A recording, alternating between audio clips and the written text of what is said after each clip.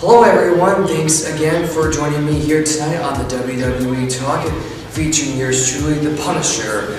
Now, to make a long story short about why my absence was almost a very long one was because some things have unfortunately came up due to some unexpected events, but hopefully this time we will stay around and stay around for good. So, to do some little catch-up here, the last time we had a show was when Brie Bella wound up quitting the WWE just to prevent Bryan from being stripped of the WWE World Heavyweight Championship and wound up slapping Stephanie McMahon for her arrogant, laughing attitude that she threw right in Brie Bella's face when she quit. So, unfortunately, Bryan wound up later on having to be stripped of the WWE Championship because his health was a lot worse than they expected. So at Money in the Bank, they held two Money in the Bank ladder matches, one for the briefcase for a future title shot, and one for the vacated championship from Daniel Bryan. John Cena wound up winning the vacated championship, meanwhile Seth Rollins won the Money in the Bank briefcase match, which was actually a very good decision on their part because since he's won the Money in the Bank, he's turned his whole thing into a big gimmick and now he's becoming this big main event star, and quite frankly he's really climbed the ladder ever since the whole Shield dissension.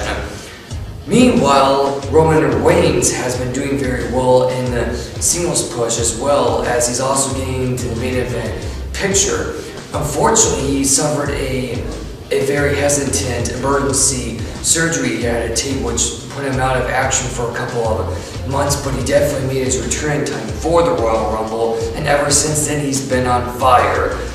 So going back to between John Cena being the champion, that only lasted for a few months because from that point on they wanted to give Brock Lesnar the championship, which was the original plan before Bryan wound up being on the DL list for about a little over 6 months until Bryan announced he was returning at the Royal Rumble, which was a very cool return at the Royal Rumble, which I'll get to in a minute. But let me talk a little bit about the Brock Lesnar versus John Cena. That was one incredible match to have where Brock Lesnar destroyed John Cena with 16 straight German suplexes and destroyed the guy following an F5 after everything was all said and done. It was a very brutal match, and I give John Cena props, believe it or not, for making it the greatest match between him and Brock for SummerSlam. It was a very well-liked match, and it was a very well-liked pay-per-view, despite some things on the show I did not like, which I'll get into that in a second. Greatest main event that they had in a long time for SummerSlam, with Brock being the beast that he was after ending The Undertaker's undefeated streak, which is still sad to say to this day, but it is what it is at this point. But anyway, as far as Bryan's status was concerned, there's a lot of mixed reports going around between him requiring second surgery to not requiring second surgery. It was a big back and forth story we were getting left and right. And wound up requiring that he needed a second surgery so he can get strength back in his arm. And it was well worth it because even though for a long time the strength wasn't being put into his arm as quickly as they expected to, but he was still able to finally get strength into his arm at some point, which left a lot of us very concerned because, especially me included, because I was hoping that we were not seeing the last of Daniel Bryan, especially after a very good run he had with WWE, the run he had with the World Heavyweight Championship, and he was really getting over the fans with this Yes movement, which I still love the Yes movement to this day, and I am still glad that the fans are so energetic when it comes to the Yes movement every time he's on the screen. I love the guy, no doubt. He's the greatest wrestler they have going on right now main event-wise, and they should keep it that way. I just hope at some point he does get a World Heavyweight Championship title run in the end, either if it's from Brock Lesnar or from Roman Reigns, whoever. As long as he gets the title back at some point, I really think he deserves that big time. Now, speaking of the authority that It's funny to say authority because of all the nonsense they've been causing for the entire summer and most of fall. So a very interesting stipulation they had at the Survivor Series was if the Authority had lost the match, they would be out of a job until John Cena had given the Authority back to TV, which it was a nice gift that we were able to be Authority free for quite some time, but the reason why they also lost the match was because of the debut of, should I say, that's gotta be Sting. Yes, Sting made his debut that we were all waiting for. It was a very epic one too, because he laid Triple H right down the middle of the ring and immediately cost the Authority the lose that they so rightfully deserved for the longest time possible. And I was so glad to see the end of the Authority because I was tired of Triple H's nonsense. The 25-minute talks of Stephanie McMahon, because every time she's on the mic, she talks and talks and talks and doesn't shut up. But anyway, without further ado, the Authority was unfortunately brought back after a month after the Christmas season because John Cena had given the final, okay, let's bring the Authority back because of Seth Rollins threatening to destroy Edge, who was the guest host that night. And I didn't want to see Edge being destroyed either, but John Cena felt he was doing the right thing by giving the Authority what they want, but Seth Rollins still gave him a nasty thing in the end by saying, I'm going to still crush his neck anyway. So he almost attempted to crush his neck, but then John Cena had put a stop to the whole thing, and thank God for that, because I don't want to see Edge paralyzed. So, after that being said and done, let's talk about Royal Rumble 2. The Royal Rumble match, it could have been a lot better than it was. My biggest problem with the Royal Rumble is, one, they threw Daniel Bryan out way too early. He was only in the ring for 15 minutes or so, and they just threw him out like it was just very easy to throw him out. Not only did it really piss off a lot of fans, including myself, but he could have made it to the Final Four, not being thrown out so early in the match. And it was, with them throwing him out so early in the match, it just made it seem like they didn't care too much about keeping the match longer than they should have, so that was a big no-no. The other no-no they had with this whole thing was the fact that the way they ended the whole thing with Roman Reigns towards the end, when he threw out Kane and the Big Show, the ref rang the bell, but it seemed very off though, like it wasn't the end of the match yet. But then after The Rock came out to try to save the crowd because they were booing the match so badly after Bryan had gotten thrown out, that wasn't really enough to save the crowd because they were still in heat after what had happened with Daniel Bryan. So after The Rock had came and helped out Roman Reigns, Rusev still was not eliminated from the Royal Rumble, and they just threw him out like it was not even a hard thing at all. And to me, it was like, what has happened to this Rumble book? And there used to be so much drama back in 2007, like between Shawn Michaels and The Undertaker, and now it's like they're just doing nonsense. And to me, it's like, what happened to the old Royal Rumble days we all used to have? And I don't know, I just feel they could do the Royal Rumble a lot better than they have been doing it, but whatever, it's the writers for everybody, so what can we say? Now, the triple threat match that we got, the Royal Rumble, best match on the card, no doubt. I loved it, loved the way the whole thing was played out.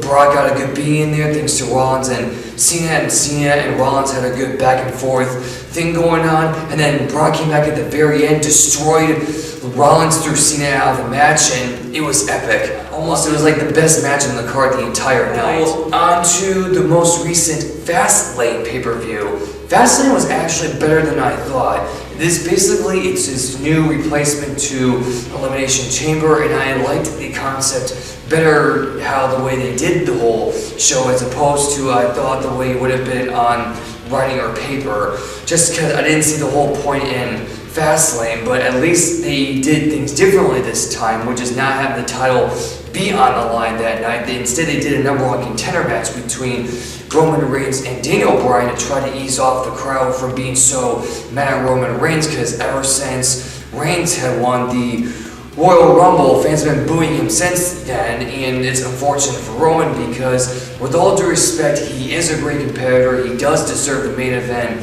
spot and everything, and he is due for a title reign, but the problem was he never had any main event matches on pay-per-view, so I don't see how he should have gotten the spot, though. There were a lot of conflicting reports between Bryan and Roman winning the Rumble, but anyway, they did the number one contenders match at Fastlane to try to calm down the crowd. Bryan unfortunately wound up not getting the W, but it was a very good match though, and I think the feud had quite a good build-up right there too, so I think it was very well done build-up even for the pay-per-view itself, and overall the pay-per-view went a lot better than I expected. So, alright, now on to my favorite subject, which is the Divas division. Yes, I have to talk about it. So, going back to the Divas division, we left off with Brie slapping Stephanie McMahon after her a little arrogant behavior, but then Stephanie used the slap to her advantage to get revenge on Nikki Bella by putting her in handicap matches and trying to claim it was all Brie's fault for all of it, but Brie tried stepping up to her, gone and telling her, no, you're doing this because I slapped you and you're taking it out on her. So the whole thing went back and forth with them two for a couple of weeks until Brie wound up trying to press the charges against Stephanie McMahon for having her arrested and all that stuff. So Brie had asked for her job back, and then from there Stephanie had said, you can have your job back. And from there on that point, Brie had told her, I'm going to embarrass you at SummerSlam, and it was a very good feud. Although the thing that really threw me off big time was when Nikki Bella made her unfortunate heel turn on Brie Bella and claiming that, like, you quit the WWE and left me hanging, that was nasty of you, and then making nasty comments to her by saying, I wish I died in a womb, Brie, which is the most messed up thing you could ever say to your own twin and to your own flesh and blood. And as much as I hated this feud every single week, I still kept watching to see what was going to happen the next minute between the Bella twins. But the whole thing wound up coming slowly to an end where at Hell in a Cell, Nikki had gotten the approval from Stephanie McMahon by having a match between the two, and the loser would be the winner's bitch for 30 days.